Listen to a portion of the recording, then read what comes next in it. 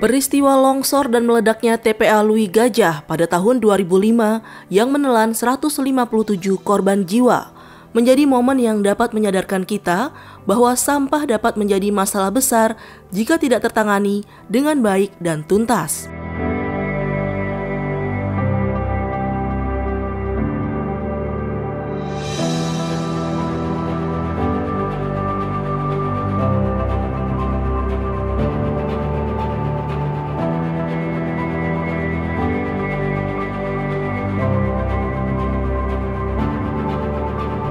Assalamualaikum warahmatullahi wabarakatuh.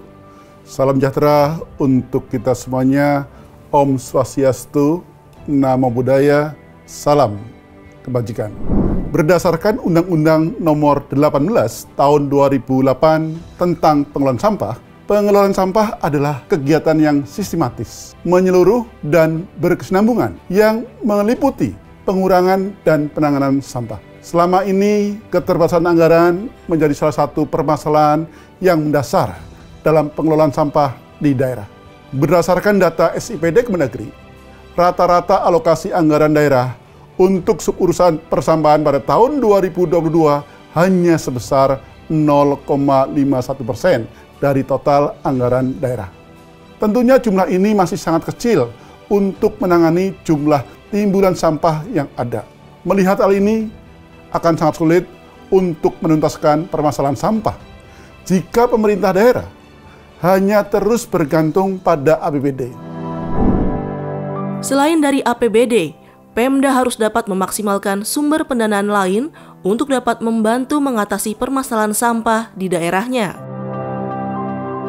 Salah satu potensi peningkatan pendanaan lain dalam pengelolaan sampah yaitu melalui penarikan retribusi.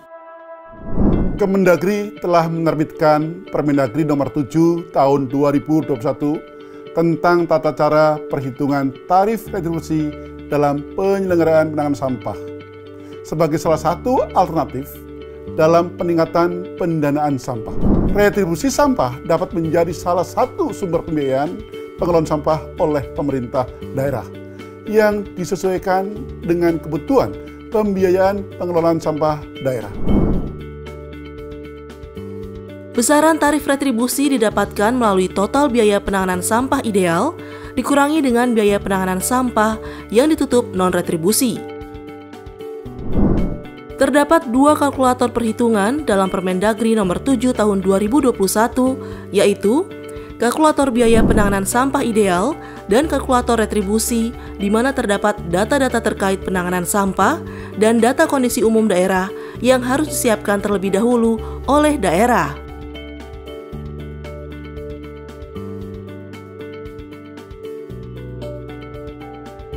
Berdasarkan prinsip penetapan retribusi, sangat dimungkinkan adanya subsidi silang yang dilakukan dalam perhitungan retribusi berdasarkan asas keadilan yang ditentukan sesuai dengan kebijakan daerah.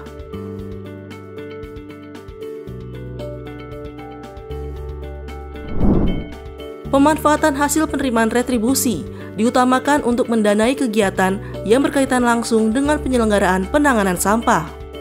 Penyesuaian tarif retribusi sampah di daerah dengan menerapkan Permendagri Nomor 7 Tahun 2021 saat ini menjadi penting untuk dilakukan. Bersamaan dengan keluarnya Undang-Undang Nomor 1 Tahun 2022 tentang hubungan keuangan antara pemerintah pusat dan pemerintah daerah yang mengamanatkan daerah agar peraturan terkait pajak dan retribusi harus diatur dalam satu peraturan daerah, paling lambat 2 tahun setelah peraturan tersebut diundangkan. Ini sekaligus menjadi momentum yang tepat bagi daerah untuk melakukan revisi atas perda retribusi yang telah dimiliki, termasuk dalam penyesuaian tarif retribusi sampah di daerahnya. Selain penarikan retribusi, daerah juga dapat mencari alternatif lain untuk pengelolaan sampah melalui kerjasama. Pemerintah telah mengeluarkan Peraturan Pemerintah Nomor 28 Tahun 2018 tentang kerjasama daerah. Kerjasama yang dapat dilakukan diantaranya yaitu kerjasama daerah dengan daerah lain, kerjasama daerah dengan pihak ketiga, kerjasama daerah dengan pemerintahan daerah luar negeri dan kerjasama daerah dengan lembaga luar negeri. Adapun contoh kerjasama di daerah yang saat ini sudah dilakukan, yaitu program teknologi olah sampah di sumbernya atau TOSS yang dilakukan Kabupaten Ende bersama pihak PT PLN UPK Flores dan startup company Komes Toara.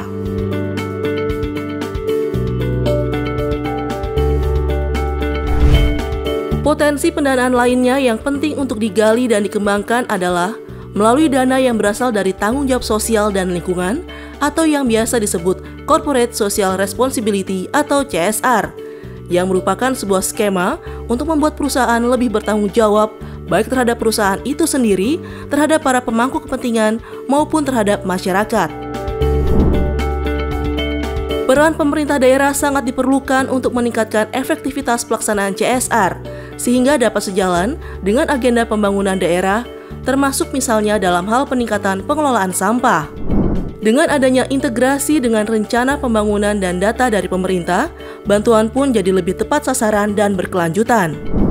Pada akhirnya, terciptanya pengelolaan sampah yang baik dan berwawasan lingkungan membutuhkan komitmen yang besar dari pemerintah daerah. Berbagai regulasi sudah diterbitkan oleh pemerintah pusat sebagai pedoman dan dukungan pengelolaan sampah daerah. Selanjutnya, dibutuhkan komitmen yang besar dari pemerintah daerah untuk dapat menindaklanjuti berbagai regulasi tersebut. Kemendagri sebagai pelaksana pengawasan dan pembinaan umum di daerah sangat mendorong adanya kebijakan dan upaya pemerintah daerah dalam mengatasi berbagai permasalahan sampah di daerah agar target 100% pengelolaan sampah di tahun 2025 tidak hanya menjadi angan-angan belaka. Marilah kita lestarikan lingkungan kita dengan bersinergi melakukan pengelolaan sampah yang berwawasan lingkungan sesuai dengan peran kita masing-masing. Indonesia bebas sampah. Billahi taufiq wal hidayah. Wassalamualaikum warahmatullahi wabarakatuh. Salam sejahtera. Om Santi Santi Om. Namo Buddhaya. Salam kebajikan.